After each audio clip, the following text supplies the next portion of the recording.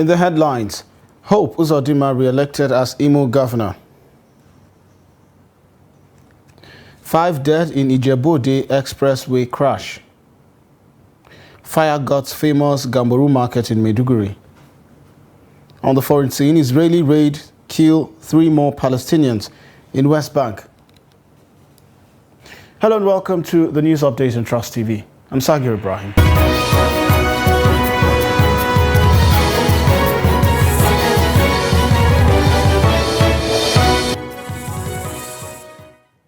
Hello and welcome once again. We start with developments from the off-cycle election. Governor Hope Uzodinma has been declared the winner of the 2023 governorship off-cycle election in the state by the Independent National Electoral Commission, INEC. The governor won the poll to serve a second term of another 4 years in office under the platform of the All Progressives Congress.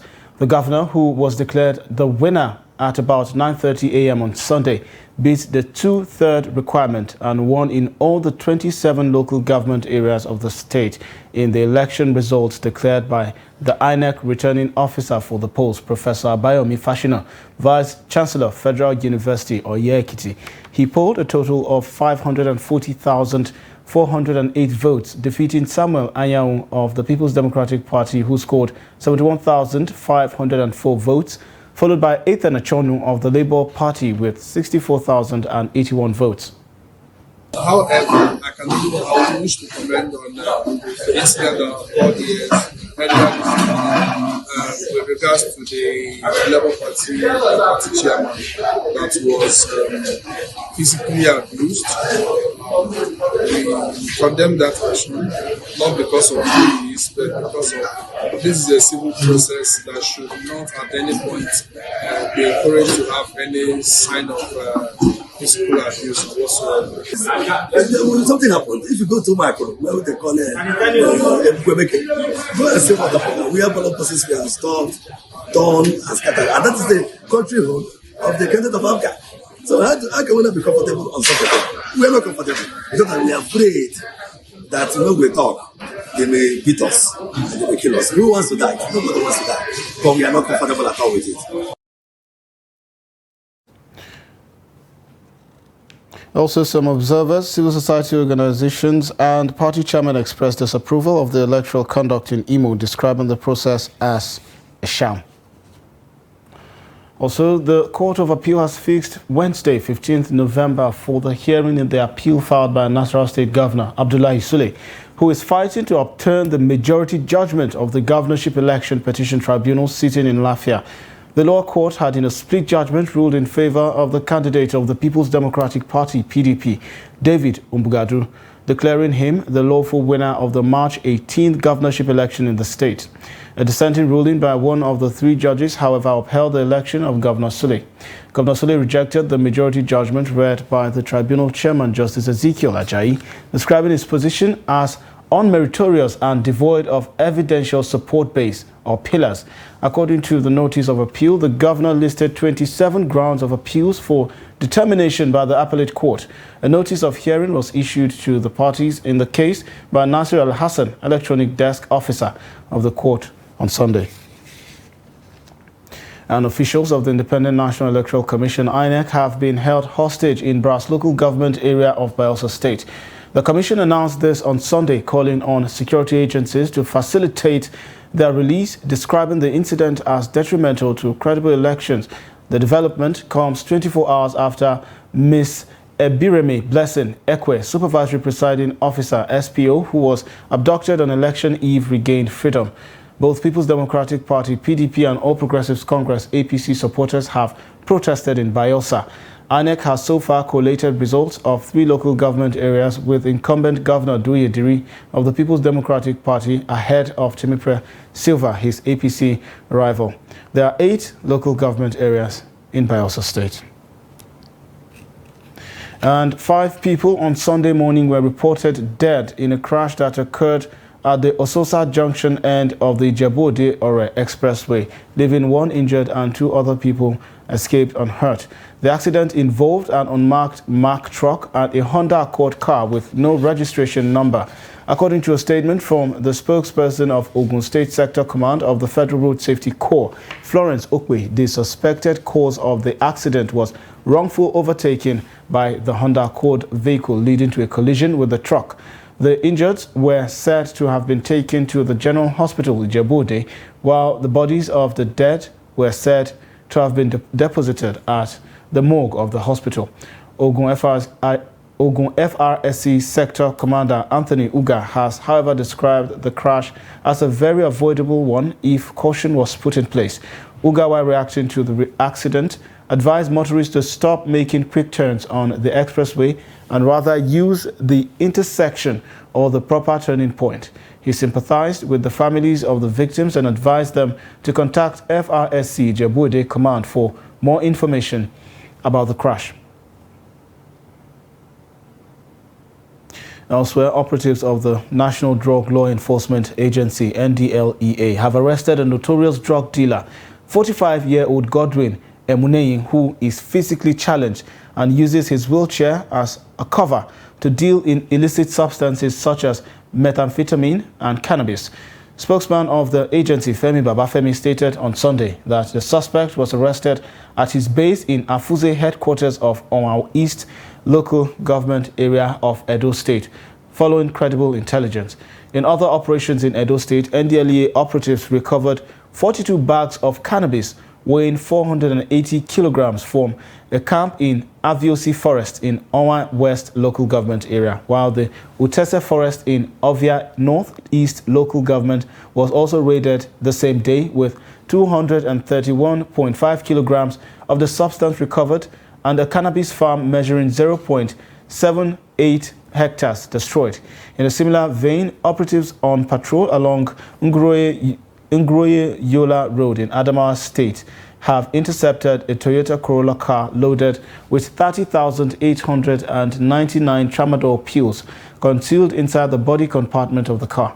The driver apprehended with the drug exhibits 25-year-old Sani Sumaila said he was delivering the consignment from Jalingo, Taraba State to Yola, Adamawa State. And the popular Gamboru market in Maiduguri has again been gutted by fire in the early hours of Sunday. Although firefighters were able to contain the blaze, property worth millions of naira have been destroyed. Trust TV's Beatrice Kuritsi has more. For the second time, the Gamboru market in Maiduguri is dealing with another fire disaster. According to reports, the fire incident began in the early hours of Sunday at 5:30 a.m., affecting the grind milling section of the market, destroying machines and goods worth millions of naira. The firefighters responded just in time to prevent the complete destruction of the market, as 3 firefighters sustained injuries while battling the blaze. The fire was ravaging seriously, and we tried as much as possible to cut the spread of the fire immediately. And the situation is under control now. The cause of the incident is yet to be ascertained because of a team of fire prevention and inspection. They will come and do the investigation. It is just few people, just three of my men that they match nail, and they have been taken to hospital by SEMA. Traders have been expressing their shock and sadness the losses caused by the inferno.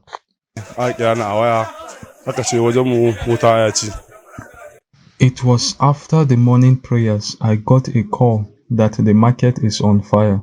When I came, we saw the fire service people trying to quench the fire. I lost food commodities, a lot of it, and grinding machines were burnt.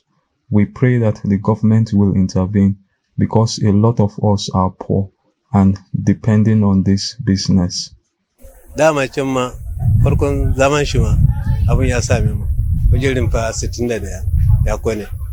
not the first time that the market is affected by fire. The last one burnt down 61 shops, and now it has happened again. We need government support.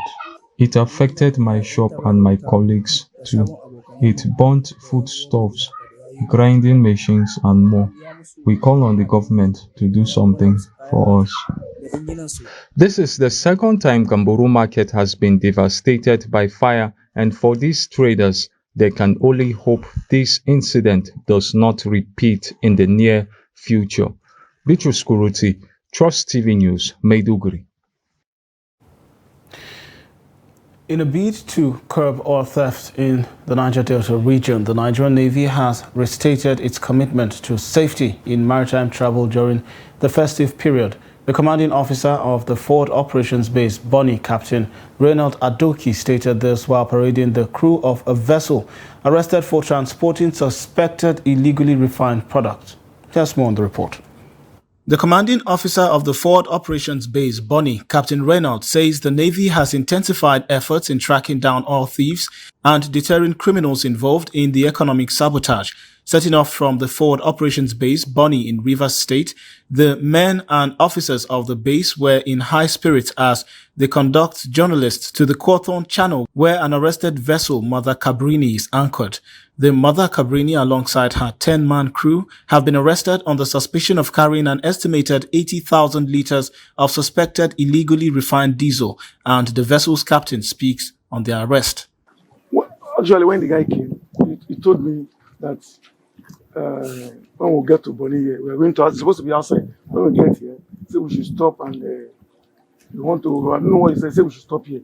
That's when if I have known that it's not original, I won't have said the boat or come to normal where the original Navy is. Or I'm supposed to leave the vessel there, but he told me that it's original and we will stop here and collect water, fresh water to supply the foreign vessel. Speaking to newsmen, the commanding officer of the base, Captain Reynold Adoki, says the product aboard the arrested vessel has been tested at a lab and confirmed to be below acceptable standards. Mother Cabrini was arrested by the Nigerian Navy Forward Operating Base tactical units. The base responded by deploying the tactical units when we had credible intelligence that the vessel was outbound the Bonny Channel proceeding to sea. And on intercepting the vessel, we carried out a physical inspection of our tanks, checked our documents, and also interrogated the crew. So between yesterday and today, we were able to establish some findings so far. The first one is the fact that the vessel, as the captain has claimed, has about over 80,000 liters of products we initially had suspected to be illegally refined AGO, that's diesel. The commanding officer says after the conclusion of investigations, the vessel and its crew will be handed over to the appropriate agency of government for further action and subsequent prosecution, noting that it is in line with the Navy's strategic partnership with other security agencies. The Atiku International Airport, Abuja, has been temporarily shut down following a runway incident involving an aero contractor's aircraft around 10:47 a.m. local time on Sunday. Director of Public Affairs and Consumer Protection of the Nigerian Safety Investigation Bureau, Dr. James Odadu, who confirmed the incident, said the aircraft upon landing from Lagos had its nose wheel stuck in the grass verge with its fuselage on the runway as it maneuvered to exit the runway. The Lagos-Abuja flight, operated by aero contractors, was a Boeing 733 with nationality and registration marks 5N-BYQ. Fortunately, there was no fatality or injury as passengers were safely disembarked from the aircraft, while efforts are currently being made to remove the aircraft from the runway. The NSIB has commenced investigation into the serious incident after it was notified. You're watching News Update on Trust TV. Coming up shortly. 2 years after flood, Tiga Rurum residents lament over bad roads. More news when we return. Stay with us. It may not look it, but Zamfara is quietly raging.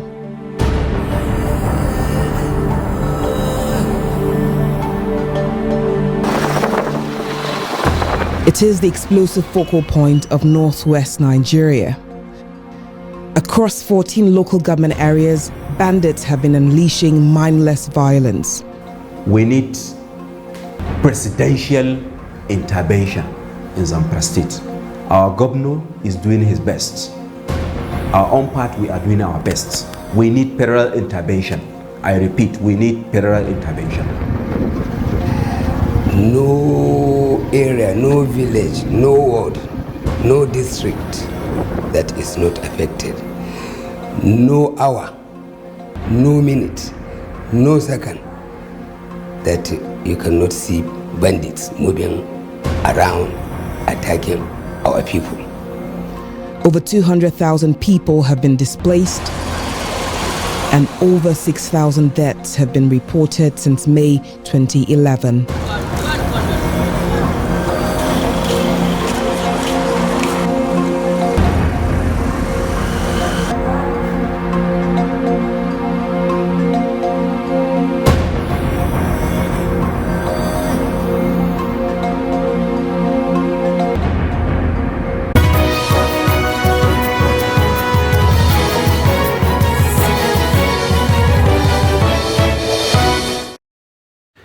If you're just joining, this is the news update on Trust TV. Now, a recap of some of our top stories. Hope Uzodinma re-elected as Imo governor. And 5 die in Ijebu-Ore expressway crash. Moving on to more news now. Members of the Correspondence Chapel of the Nigeria Union of Journalists Plateau State Chapter, in collaboration with Operation Safe Haven, have organized a walk to promote peace and unity while drawing attention to the menace of drug abuse. Plateau State has been battling with endemic ethno-religious crisis that has greatly destroyed social cohesion for decades. Trust TV's Ado Musa completes the report. The peace walk began at the state headquarters of the Nigerian Union of Journalists, with participants walking long distance to various communities within Jos Metropolis to carry the messages of peace by highlighting the importance of togetherness to achieve sustainable development. According to the organizers of the event, the peace walk aims to sensitize residents, especially youth, on the dangerous effect of drug abuse and need to live peacefully with one another despite ethno-religious differences. Okay, thank you very much. We decided to put this together so that because of to correct the impression that people outside Plateau have about Plateau. A lot of people feel Plateau is not peaceful, but we've decided to do this so that we will tell the world that the state is peaceful. It is only in a peaceful state that you can walk for kilometers without any interruption, without any issue. Indeed, a good gesture where we promote peace. We, speak against other vices such as drug abuse. This is a very good initiative. Just like we have had it in the message that we have passed around the state this morning. Drug abuse is indeed a bad factor that promote violence in our society. So this is indeed a very good program for journalists who are residing in the state, coming out to bring out this peace is indeed a good effort. That's why it is good for us to preach it to people that peace is good. We need peace. The government needs peace. Everybody needs peace. And that is why I said we should keep every other differences. Let's come together to promote this peace. I'm calling on everybody in this state, outside Plateau State, within Plateau State, if you're a resident in Plateau State, let's drop our differences and let's embrace peace so that we'll move this state forward. Thank you. Peace ambassadors believe that peace-building efforts are often essential for sustainable development as they help to reduce tensions, prevent violence, and create an enabling environment for development initiatives to succeed. Ado Musa, Trust TV News, Jos. 2 years after the flood incident that claimed the ever-busy road linking Tiga and Rurum towns in Bebeji local government area of Kano State, residents are still struggling to maintain a narrow passage to keep the road from completely being inaccessible. Trust TV's Salim Ibrahim, who visited the area, compiled this report. 2 years after the flood incidents washed up Tiga Dam and made the road deplorable, motorists and other road users say the road is yet to receive the needed attention. The overflow of the Tiga Dam, which cut off the main road and destroyed several farmlands and almost washed away the Sarkin Koji Bridge. Neither rehabilitation of the road no reconstruction of the bridge has commenced 2 years after. It is observed that the condition of the road is changing from bad to worse, and the narrow passage down the road managed by Good Samaritans is now becoming emblematic. We are not finding it easy climbing this hill, and at a point in time, we have to pay for us to get to the top of the hill. Some of the drivers will push us up, and we give them stipends. Rano, Rurum, Tiga, Durmawa, Boys Quarters, Sarkin Kogi, Sabuwar Kaura, Ruwan Kanya, Gidan Tsamiya, Doka, Gargai, and Rantan are some of the communities that directly depend on the road for economic and social activities. While many struggle to get across with the help of the residents who found new job in helping motorists, this year's rainy season saw the passage being eaten up and gradually increasing as erosion takes over. We are the ones saddled with the responsibility of repairing this road during and after the erosion. We are calling on the government to come to our aid and fix the road, which is one of the popular roads in the state. Since the road serves as a route to some other states, it will go a long way to develop the state if developed by government.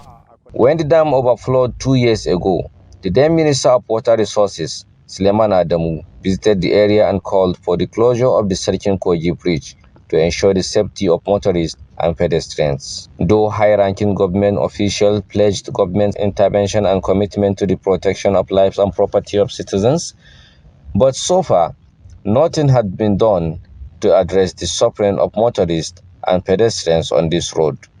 Salim Umar Ibrahim, Trust TV News, Kano. And in foreign news, Israeli raids in the northern West Bank have killed 3 Palestinians, according to authorities, as violence in the occupied territory escalates amid the war in Gaza. Israeli forces killed 1 Palestinian in the town of Jenin and 2 others in the town of Araba. During the incursion, the Israeli army damaged infrastructure, including roads and power transformers. The deadly raid adds to hundreds of Palestinian casualties in the West Bank since the beginning of the Gaza war between Israel and the Palestinian armed group Hamas.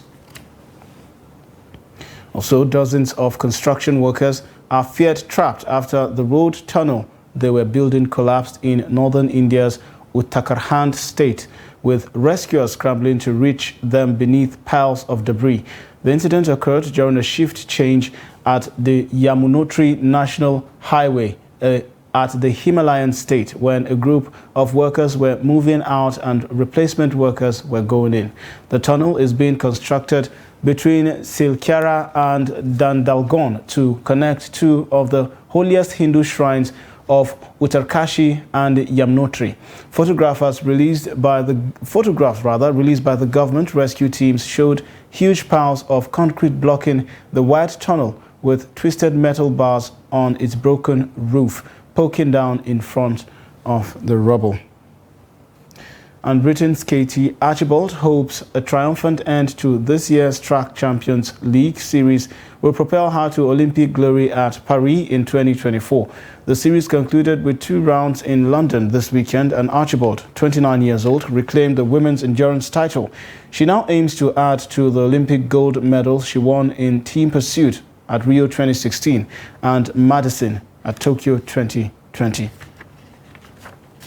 Also, Ducati's Enya Bastianini claimed his first race victory of the MotoGP season as he won the Malaysian Grand Prix ahead of Alex Marquez on Sunday.